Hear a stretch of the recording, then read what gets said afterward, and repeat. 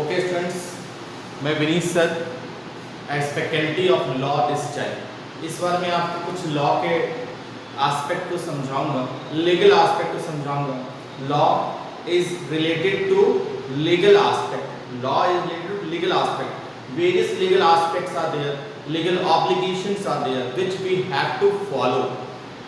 हमारी daily life में हमें लीगल ऑब्लिगेशन फॉलो नहीं करना पड़ता, but in business consideration if we move in business then we have to follow legal applications, legal obligations for purchasing goods, for selling goods, for payment, for taking loan। इन सब के लिए हमें legal formulation obligation को follow करना पड़ता है, इसीलिए law बनाया गया। लॉ डिफरेंट नेचर्स के होते हैं। क्रिमिनल लॉ होता है, सिविल लॉ होता है, कॉन्ट्रैक्ट लॉ होता है, कंपनी लॉ होता है, हर लॉ अलग अलग है। लेकिन आपको जो पढ़ना वो बिजनेस लॉ है। What is that? Business law. कुछ एस्पेक्ट्स में कंपनी लॉ का भी आपको दिया गया है, but related to the company secretary जो आपको मेनली टारगेट किया गया हर चीज में, सीएस में भी है, सीए में भी है, आपके ग्रेजुएशन के सिलेबस में भी लॉ है। लॉ इज एक important aspect for you all. Accounting के स्टूडेंट के लिए इंपॉर्टेंट एस्पेक्ट होता है लॉ।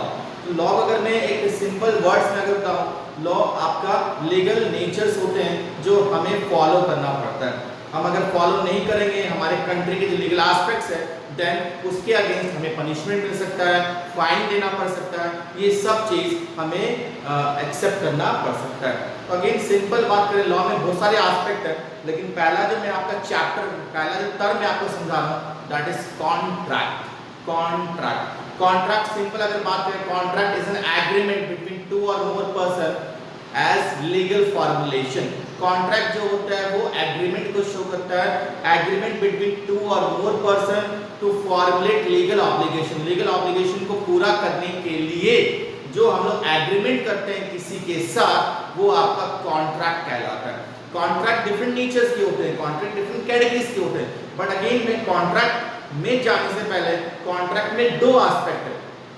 कॉन्ट्रैक्ट में एक एग्रीमेंट है, मैंने बताया contract is an agreement between two or more person. Legal aspect हुआ है, legal aspect legal aspect related to the law. तो जैसे कि मैंने आपको अभी जस्ट बताया, कॉन्ट्रैक्ट सेक्शन और एक्ट दो चीजें हैं you have to follow in law, जो आपको याद रखना पड़ेगा। कॉन्ट्रैक्ट एक्ट 1872 है और सेक्शन जो है 2H।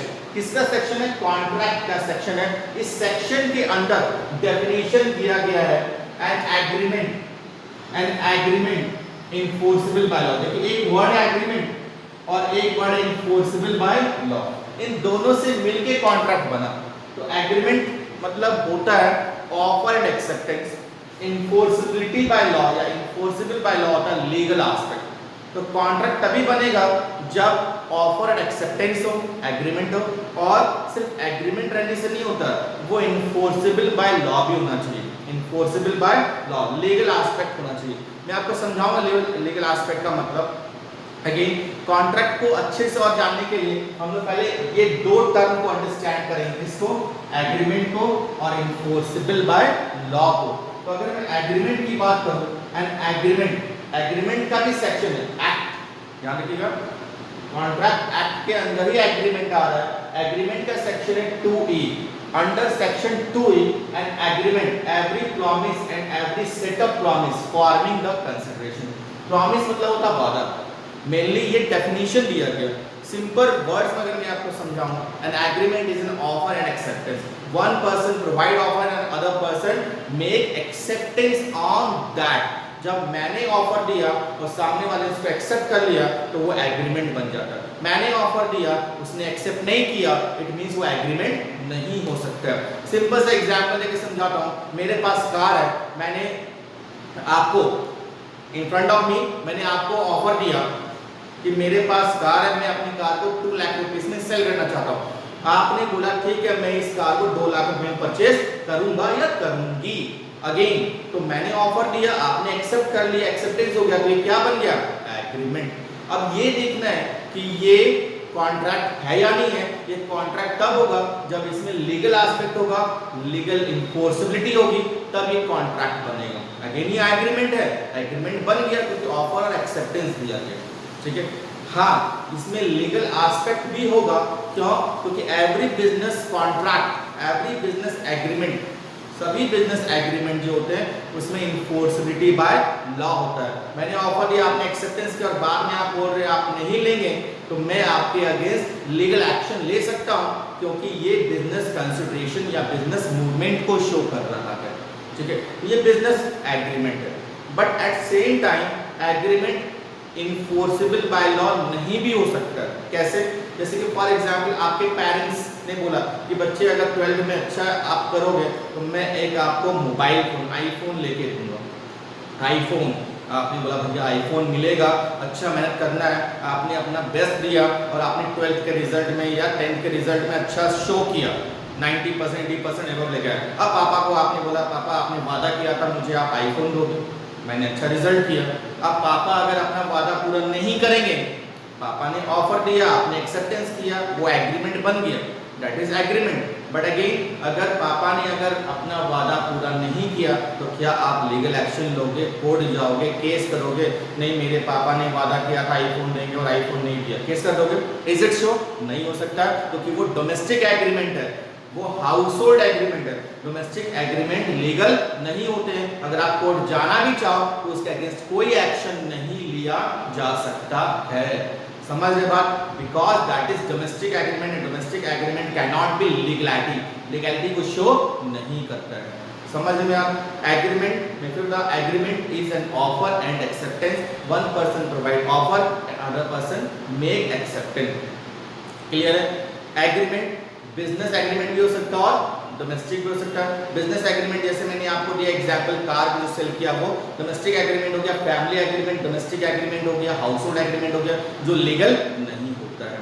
तो again every agreement can not be contract, सभी एग्रीमेंट कॉन्ट्रैक्ट नहीं हो सकते।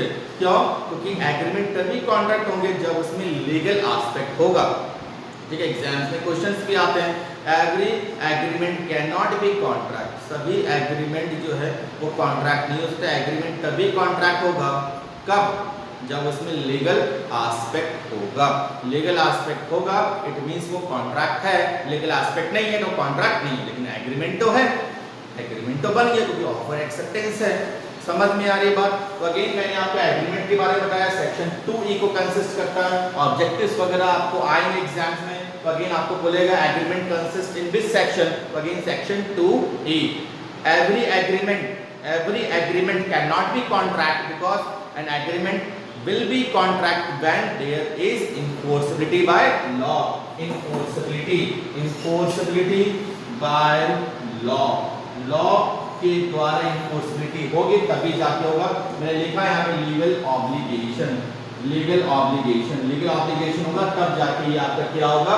इन्फोर्स। लीगल ऑब्लिगेशन मतलब जिसके अगेंस्ट आप एक्शन ले सकते हैं, कोर्ट ऑफ लॉ में जाके केस कर सकते हैं, उसको सीज कर सकते हैं, उसको सीयू कर सकते हैं। सीयू का मतलब SUE, सीयू का मतलब होता है स्वीटनर नहीं, सीयू का मतलब हो गया केस करना। अगर आप किसी के अगेंस्ट केस करते हैं दैट मींस सीयू, आप उसको सीयू कर रहे हो।